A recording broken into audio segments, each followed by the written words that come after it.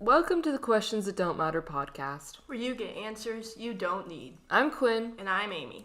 This is a special edition of Questions That Don't Matter. Our Drug Edition. So we will only be discussing drug-related questions that don't matter. Disclaimer, we apologize in advance if you believe these questions do matter. Second disclaimer, we want to acknowledge the harm which drugs have brought to people and their families, and we do not want to poke fun at any hardships that people have experienced due to drugs. Our first question is, what is the origin story of shrooms? Any thoughts, Quinn? Well, my best guess is that people were trying to eat regular mushrooms, and they just accidentally took the psychedelic mushrooms. So your theory is probably most likely true, but I couldn't find any answers to why, for example, Viking berserkers took shrooms. Lots of historians believe that Viking berserkers took shrooms and that kept them from feeling pain during combat.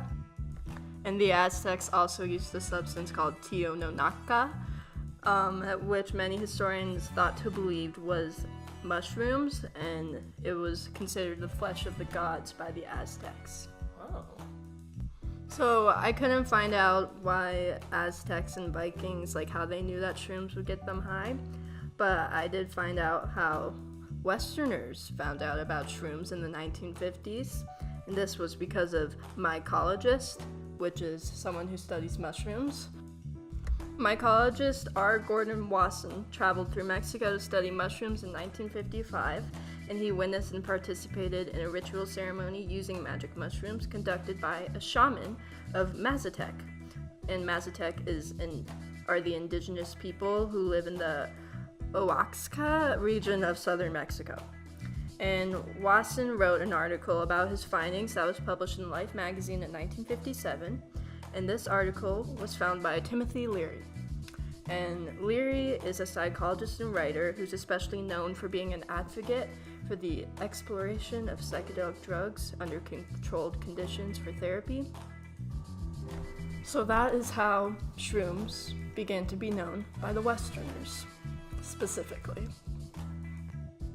The next question I have is, how did people discover drugs? And this was a pretty broad question, so I narrowed it down to 3 drugs, and the first one I'll be talking about is LSD. So do you want to give us a guess, Amy? I have no idea.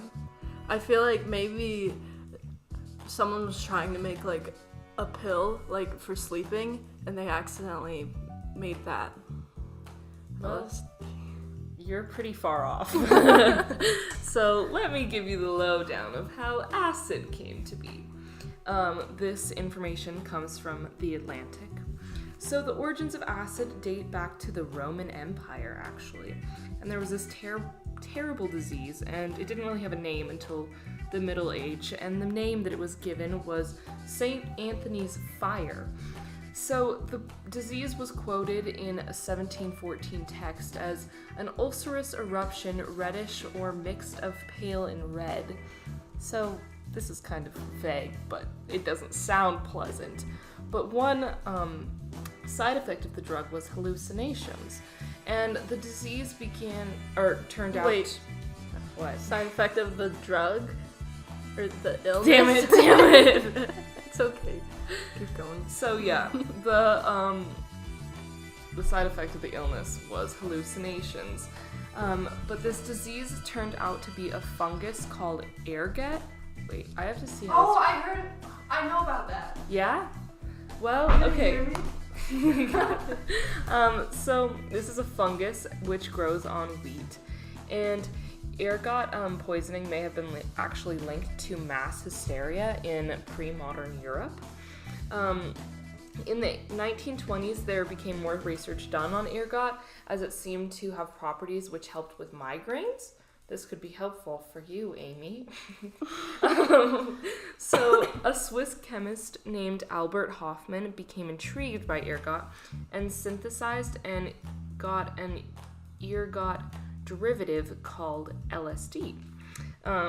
5 years later, Hoffman accidentally got some of that drug on his skin, but since it was such a small amount, Hoffman didn't think anything of it. But later that day, he went home and he felt really ill, and he laid down on the couch and had a hallucination. And so a couple days later, he decided to actually try it, and he went to the doctor just to see if, like, he was ill, and the only side effect was that he had, like, big pupils, so they were like, you're fine. And so he just had a good time tripping on acid, and he described how things were distorted, and he saw kind of kaleidoscope images, and when he woke up the next day, he felt refreshed and had a clear head, and he said that his breakfast was delicious. Wait, so this all happened from him trying to make, like, a migraine medication? Well, yeah, he was just, like, looking at ergot because it helped with migraines, and he just wanted to, like, study it more, I think. So I wasn't that far off. No, well, yeah, you're right, actually. So the next drug that I focused on was marijuana. Do you want to guess how marijuana came to be, Amy? I'm not really sure, because it is a plant, so maybe someone just decided to smoke it. Yeah. Well, according to haircron.org, marijuana has been recreationally and medicinally used since very ancient times. It doesn't say how they started using it, but a Chinese medical manual dating back to 2700 BC describes its helpfulness with rheumatism, gout, malaria, and oddly enough, absent-mindedness. The drug then spread to Korea, India, and then Eastern Africa. Hemp and cannabis eventually made their way to the Americas in the mid-1500s, and it wasn't around until around 1910 that people wanted to start getting rid of the use and, like, started outlawing it. But I don't know exactly how people discovered it, because it was like 2700 BC that people started using it. Yeah. So Do you know why it started to get outlawed? I don't really know. I actually listened to a different podcast on that, and a lot of it had to do with race, actually. And just like when Mexican immigrants came to the US, they were smoking weed, and there was like this fear of immigration, so then in turn that made a fear of marijuana. Interesting. Yeah. So the final drug I focused on was cocaine. Do you want to guess that, Amy? So is this like white powdered cocaine? Yeah. I don't know, once again. Maybe something like how acid was found, like, I don't know. Okay. Well, according to drugfreeworld.org, cocaine began to be used in 3000 BC when Incas in the Andes would chew on coca leaves to get their heart racing and breathing to go faster because, you know, they live in the higher altitudes. So Peruvians would chew on coca leaves also during religious ceremonies. And then the religious, like, it was confined to only religious ceremonies, but then the Spaniards came, and when they made the natives start to work for them, they actually forced the Peruvians to chew on coca leaves because when they were working in the silver mines, it made it easier to control and exploit them. And then in 1859, the German chemist Albert Niemann first isolated cocaine and actually made like what we think of as cocaine. And one interesting thing that we, didn't learn in AP Psych is that Sigmund Freud did lots of research into cocaine, and he started to promote it as a drug which helped cure depression and sexual impotence. And he wrote a book called Über Coca, which means about coke. And the book basically promoted the benefits of cocaine. And Freud, recommended it for general use, despite the fact that, like, he saw that it led to moral and physical decadence. And in 1886, coca leaves were put into Coca-Cola, as we know, and that gave cocaine and Coke popularity. And then as it gained popularity, people started to see how it really was damaging to people, and there were a growing amount of cocaine-related deaths. And as of 2008, cocaine became the second most trafficked illegal drug in the world. So, there's cocaine for you. Yeah. There's a lot of stories behind that one. Now, our third question is, what is inside vape juice or e-juice? So, any thoughts, Quinn? I don't really know, just some chemicals, I guess. Okay. Well, some people think e-juice is just water vapor, while others think there's antifreeze in vape juice. So, neither of that's true. And according to vapingpost.com, there's actually no mystery to what's inside vape juice. There's a law in Europe, and there soon will be a law in the US that requires on the labels of e-juices for the ingredients to be said. Mm-hmm. But it can still be a bit confusing because it just says like stuff like vegetable glycerin, and it's like, what's that? Or propylene glycol. I don't know if I'm pronouncing that right, but those are two things that are in vape juice a lot. And so vegetable glycerin is non-toxic, colorless, and it has no smell and a sort of sweet taste. And this is a liquid, and it comes from vegetable oils and is a natural substance that can be processed from most kinds of fat. Now, vegetable glycerin can be up to 80% of the juice's volume. So the majority of most e-juices is vegetable glycerin. And although it's processed from oils, it isn't an oil, and it's a type of alcohol. So it's not something that can get you drunk or anything, but because it's an alcohol, it's easier to inhale, and it's used in the food industry as a sweetener. Now, what I also mentioned, propylene glycol, that is also an alcohol like vegetable glycerin. It's odorless and has a faint sweet taste. And what isn't vegetable glycerol is probably propylene glycol, and it's added to foods and medicines to keep them moist. And it's so this is what comes up with the whole like myth that antifreeze is in vape, because propylene glycol is actually an ingredient in antifreeze. Oh. But water is also an ingredient in antifreeze, so like it take what you will from that, but it is non-toxic, and PG antifreeze, PG for propylene glycol, is actually less harmful to children and pets than antifreeze without it. Mm-hmm. But some are still sensitive to PG, and so like it's not safe for everyone, and there are minor health issues linked to PG. And then also with vape juices, flavorings. Some ingredients are not safe to inhale, but most vape juice that you get in stores, it's obviously going to be safe to inhale.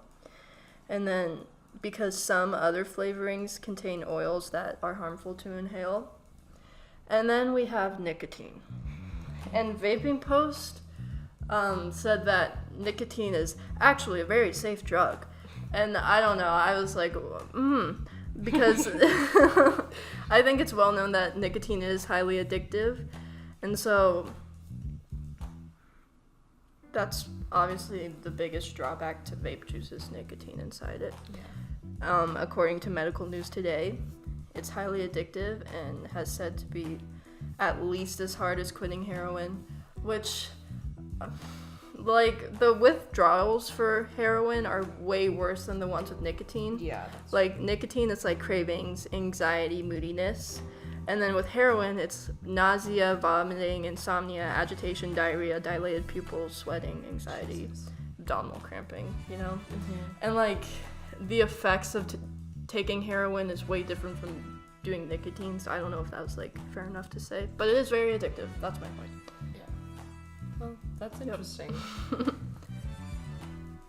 It's not as bad as I thought it would be. Yeah, same here. There's no antifreeze in it. Good. Just PG.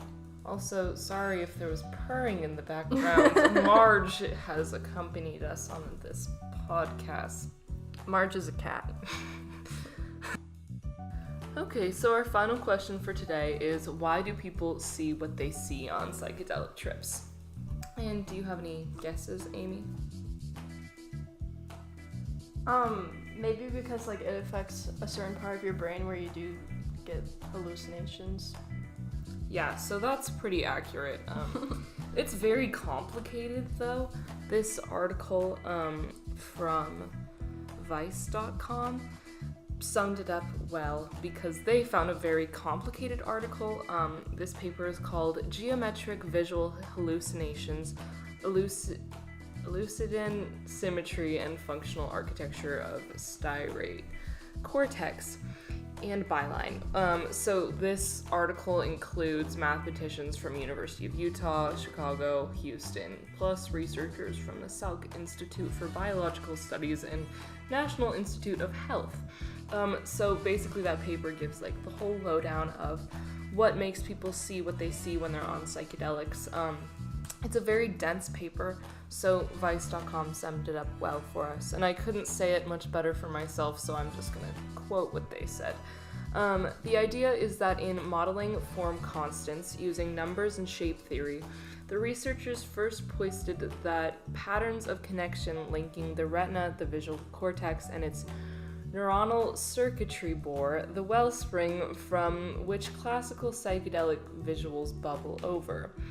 In the end, the researchers found a close relationship between form constants, those geometric patterns regularly observed in altered states of consciousness, and plan forms, or the contours of objects, and these results hinged in the detailed speculation of lateral connectivity in the visual cortex, brain activity central to our ability to recognize an object, its contours, and how it relates with other objects. So that was very confusing. For me at least. I don't really know if many people got much from that. But another source, ScienceExplorer.com, basically said that on an acid trip, specifically the activity in your thalamus winds down, so then you begin to lose control over motor systems, and then sometimes, I don't think it's because of the thalamus, but synesthesia occurs, and that's like the mixing of senses, so you can like hear smells and things like that. Right. And then also your brain just becomes more connected. You can put together new meanings. Your creativity flares. You can experience fear or paranoia. Your ego also might be altered, so you might see yourself in a different light after you take acid. Altered in the, like, usually where you're more confident? Usually it's in a negative way, and your ego's kind of destroyed. But I don't know. I did have a friend tell me that someone she knew, he believed that he was Jesus after an acid trip. But I don't really know. So you can also see yourself in a different light, and your neurons fall out of synchrony when you take acid, so that might lead to confusion. I also did focus mostly on acid as opposed to shrooms or other psychedelics. But yeah, so there's psychedelics for you. Nice. Yeah. That concludes our drug edition.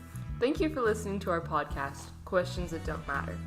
They say you learn a new thing every day. Well, with this podcast, you learn 4 new useless things every 4 weeks or so. Leave comments in the comments section down below for a chance to have your pointless question answered on the next episode. This has been Quinn and Amy on Questions That Don't Matter.